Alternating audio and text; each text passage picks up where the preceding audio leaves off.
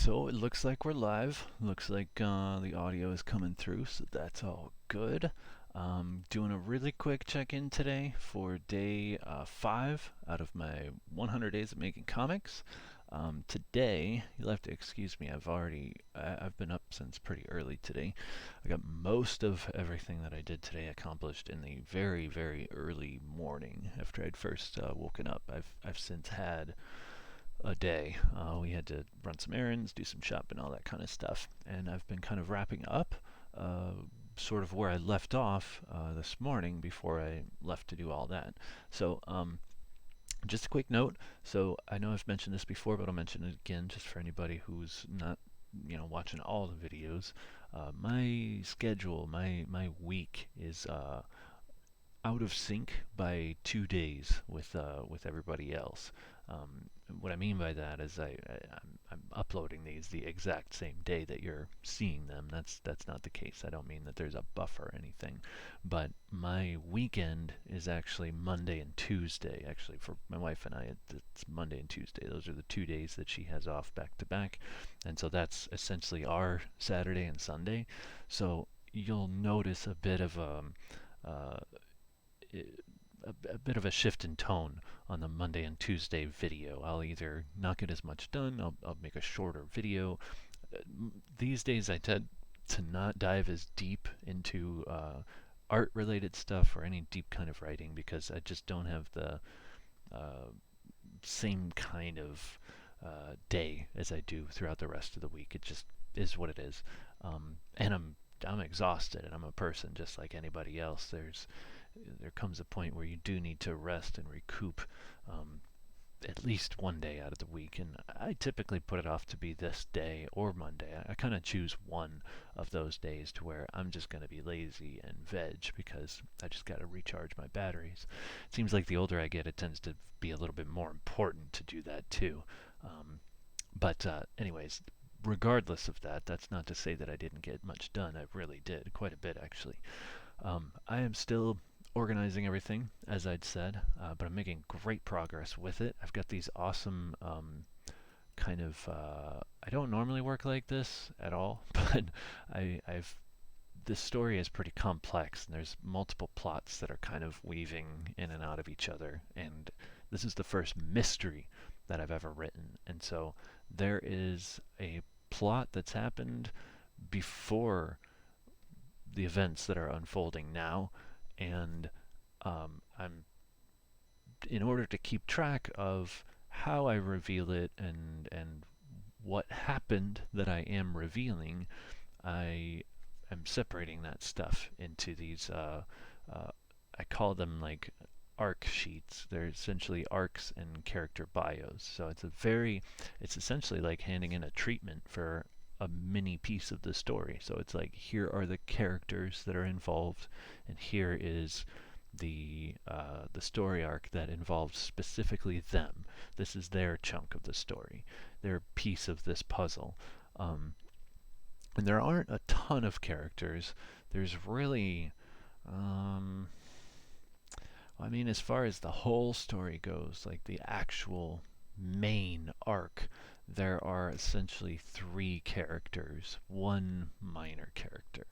Um, there's a sub arc, which I think we'll see how it goes. It's still being written, um, but there is a sub arc, a B story, that is also two main characters. So in total, I have 5 characters that I'm working with now.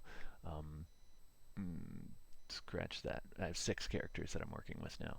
Um, so, anyways, I've divided them up into their own separate kind of arcs. So we've got, and I'm trying not to give away a whole ton of this stuff because I can give away a little bit just by the name of one character in particular. But we've got, uh, well, I could look at the sheets, but I just closed everything down. Um, Otto and Lucas, geez, I'm very tired, everybody. This is my Sunday. I need to like chill. I fell asleep for like an hour after we got home from doing our shopping. That's how tired I am. Otto and Lucas, we have their arc. We have Otto and Sissy, which is a different kind of relationship that is it affects the relationship between Otto and Lucas, but it is also its own independent relationship as well. Um, we have uh, a character that I'm going to keep unnamed for now. I'll just call her Lady. Um, we have Lady and Eric, who are two extremely critical characters. Eric is kind of like, think of him sort of like a Steve Jobs mixed with Elon Musk and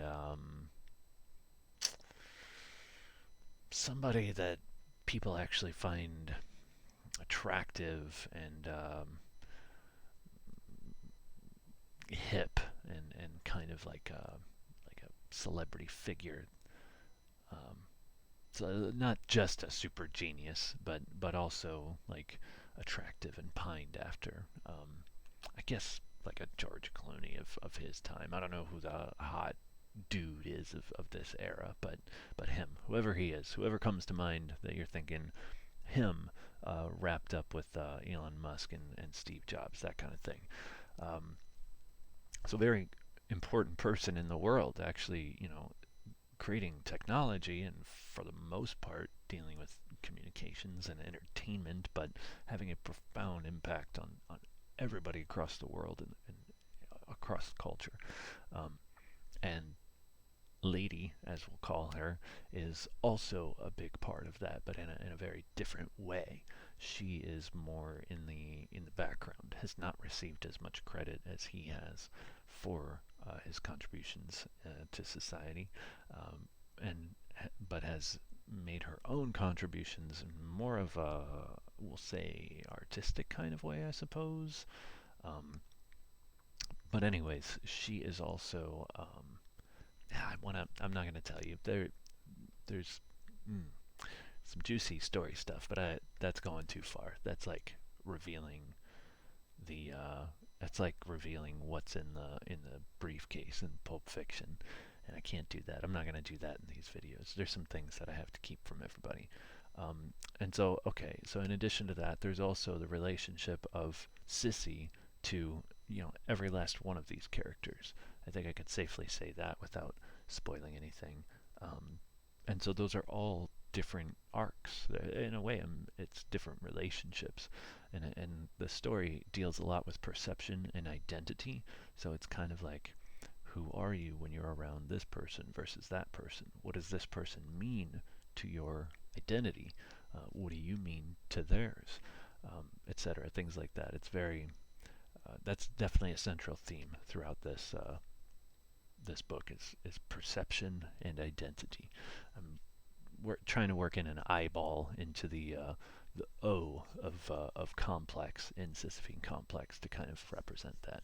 I'm also trying to work in um, a pair of sexy crossed legs in the Y for the Sisyphean portion of it too, because I think that again with the contrast and symbolism and stuff, I'm tackling it by myself right now, but I'm actually considering hiring a logo designer to, someone that has that attention to detail that could really take what I've just said and probably accomplish what I'm trying to accomplish in a matter of a few days, as opposed to, over and over and over again. I got other stuff that I'm thinking about, and it's like, I don't know, my past as a production designer and an art director, I'm not afraid to pass some work off onto somebody else. It's just the cost and the it's got to be the right person.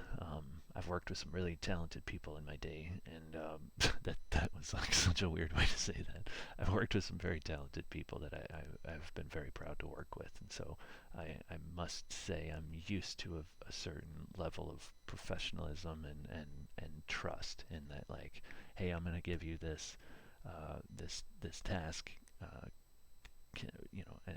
And that what I'm going to get back, I don't even have to second guess at all. It's just, oh, awesome. That's why you're great at what you do. Appreciate it. Great. So, um, and I'm willing to pay for that. It's just raising the funds and figuring out exactly how to raise the funds, how that's going to happen. But that time will come. I have some ideas. That's not necessarily what I wanted to talk about today. Um, So yeah, I think I'm done for the day. I also wrote some new stuff, did some more research, um, specifically more to do with Greek myth, because that is heavily there's a lot of allusion and symbolism and reference to Greek mythology um, in this book. Um, there's also aesthetically, at least in some parts, Art Deco plays a huge role, which in some ways Art Deco was influenced by classical Greek architecture, especially the statues and inclusion of um, embossed, figures and things of that nature. So there's a lot of reference to it. It actually is a big ingredient, I guess, in the totality of this entire project. So I did a little bit more research into something else that I can't talk about because it's like it goes back to the Pulp Fiction briefcase. It's really revealing too much, um, and I will deal with concepts with all of these things, and I'll get into these characters and reveal them in some ways in the future. But there's certain things that I just it's too much. It's too much. It's spoiling it, and I want you to have a good time if you do decide to read it at some point. So, but suffice to say, it was good. It was similar to the other day when I wrote a lot and had a lot to say. I feel like I said a little too much that day too. I don't want to continue to say too much. Um, but as I start writing things that are not so close to the aha big reveal moment in the story, I will obviously divulge a lot more, especially in regards to issue number 0. What I worked on today won't even be touched on in the slightest bit in issue number 0. This is book 2 stuff, like act 2, midpoint of book 2. So too far into the future, too big of a reveal, not there yet. I want to reveal some stuff that's a little bit past that first, because that's sort of some just really cool visuals and teaser kind of stuff. Um, anyways, I don't know what more I could say. One last character that I had failed to mention is Bassarat. He's the only one that deviates from the Greek mythology theme that I have going on, and I only because I liked the name. The name meant exactly what I needed it to for the type of character that he is, and but I'm open to changing it if I can find something in Greek mythology that alludes to the same things that that particular name does, which is of Urdu origin. It's an Islamic name. It's a cool sounding name, and in my mind, Bassarat, the character, before he even had that name, was a Middle Eastern man. I've always seen him that way. He is the not for these reasons, but I'm just continuing on describing this person. But for purely aesthetic reasons, I just always saw him as an Indian man. But his character, his purpose in the story, he is like the chief executive security officer for Haldis Industries, which is the main kind of company that's under attack, namely by Sissy. Um, she's you find this out early on. She's actively trying to take this company down in a very serious way. Um, it's like if I compared Eric Haldis to Steve Jobs and Elon Musk, then Haldis Industries is like Apple. Okay, and so Sissy is essentially trying to topple Apple. Well, imagine like Apple and Google combined. Put it that way. Um, well, I mean, again, I'm giving you a symbolic kind of context, but that's not literally the types of things that they're dealing with. That's just the level of effect they have on the world and the culture. Um, Eric Haldis actually deals mostly in entertainment, a lot of virtual entertainment, a lot of adult entertainment. That's his main thing. He's kind of that's where some tension in his relationships, both business partnerships and romantic relationships. That's where some tension has always been for him. Is his obsession with always trying to sexualize the technology that he creates. He can't just make something that's useful for people. He has to figure out a way to fuck it. Is actually something that his partner, Lady, says to him at some point in the story. It's a funny scene. I really like it. It's a good burn too. Um, but yeah, so that's his quirk. That's one of the things that he's dealing with, and perhaps he'll confront and make amends with, come around to look at differently by the end of the story. Maybe he's a tragic character and he's just going to suffer for it. That remains to be seen. You'll have to find out. But that's his shtick. Um, so I guess if Steve Jobs were, never mind. I'm not gonna go there. I could make a joke, but I'm not gonna. I think the joke is already there. Um, right. So Bassarat, he's basically in charge of security for the entire corporation, as well as like data management and like data security as well, storing their data safely, um, accessing it safely. Like he's just security all around, both personal and business. He makes a big appearance in issue number 0. He's actually the mark that Sissy is after in issue number 0. He, for those who were listening to the extras where I spilled the beans on a good chunk of the plot of issue number 0, when the issue when we meet him in the issue, he has a mechanical eye. He has a mechanical eye very similar to the one that is trying to infiltrate Sissy's skull at the opening of issue number 0. So there may or may not be a correlation there. I can't say because I don't want to. But that's like kind of one of his iconic things is this thing, and what is it, and what does it do, and how important is it, and would somebody want to steal it? So yeah, he's going to be fun to design as well, and he plays a big role in that issue. He plays a big role in many issues actually. However, that one, issue 0, jumps a bit into the future, so we get to um, see him at an interesting point, I'll say. I almost started saying stuff that I shouldn't again. Um, yeah, so a lot of writing, a lot of clarifying notes that I'd had. So these arcs are clean. They're not a mess of scribbles and ideas and maybe this, maybe that, maybe this connects to that, could that be that, could that be this. None of that. Clear, concise, this is what this character is. This is what happens. Almost in a bullet point fashion. Getting rid of any convolution or superfluous details, anything vague. Just clear and concise. This is this character. This is this character's arc. Boom. Done. Specific.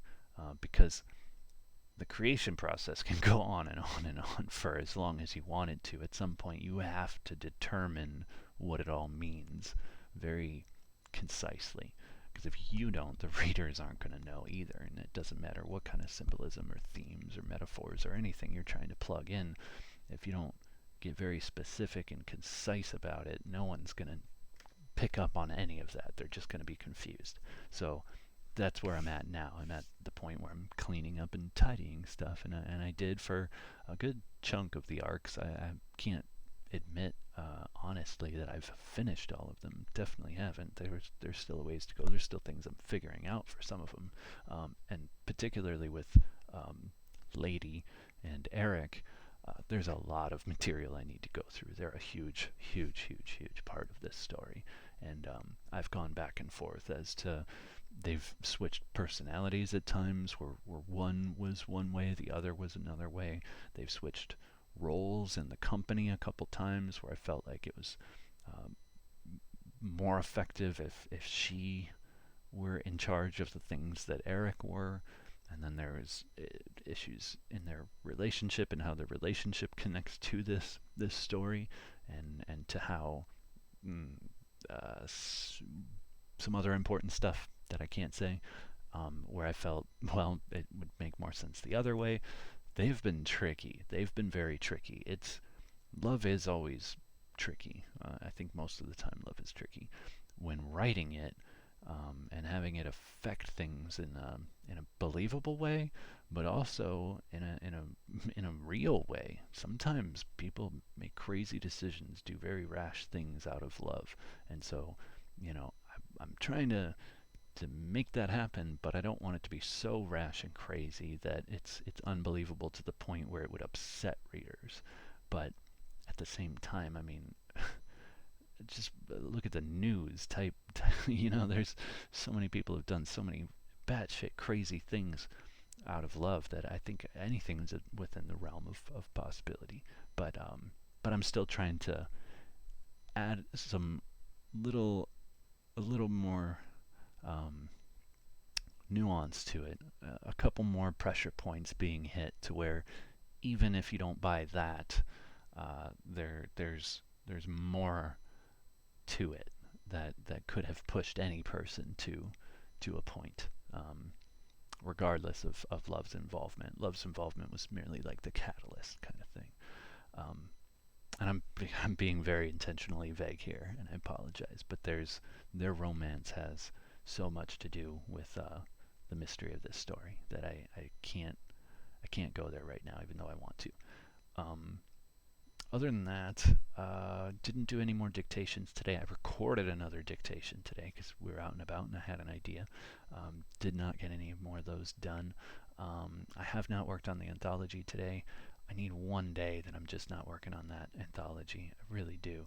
I need it done as soon as possible, but I also need my sanity and my rest as well. And I'm at my limit today. I really need to stop and chill out and take the rest of the day to stop and smell the roses. So that's it. That's where I'm at. Tomorrow begins my work week, and so tomorrow is basically my Monday. So get up early, get to work. I'm hoping to do a lot tomorrow. I don't want to commit on this video and tell you exactly what I'm going to do tomorrow, but I hope to get some art done. I hope to get some more writing done. I hope to finish the anthology book and uh, send out the invoices to the creators to put their final orders in so that I can order those books as soon as possible. That's my plan for tomorrow. Hopefully it all goes well. I don't see why it shouldn't. I'm trying to get more of a specific schedule moving forward. I need that, and I just haven't had the same amount of time until recently. So I'm going to try starting to experiment with having, like, from this time to this time is, this writing. From this time to this time is studies. This time to this time is producing some concept art for Se5 Complex. This time to this time is working on the book. I would like to start experimenting with actually structuring my days. So um, we'll see how that goes. These are things that just me personally, I'm going to have to work into that. So we'll see what I can come up with, and I will give that a shot tomorrow at the very least. So that's it. Sorry if this was not as interesting of an episode, but I'm going to get going nonetheless, and I will see you tomorrow for day 6. The one thing that I can guarantee is that tomorrow, day 6, will definitely have more art again. Absolutely. There's no way that it can't. That's the majority of the work that I need to do for this, other than the writing, and it's important that I continue to draw every day. Probably going to draw today too. I need to get this video done. I've already done well over 30 minutes for my comic today, and I thought I'd check in and let you know so that I could just go and relax, and I don't have to worry about this for the rest of the day. So, all right, everybody, be good. Keep working on your comics, and I will see you soon.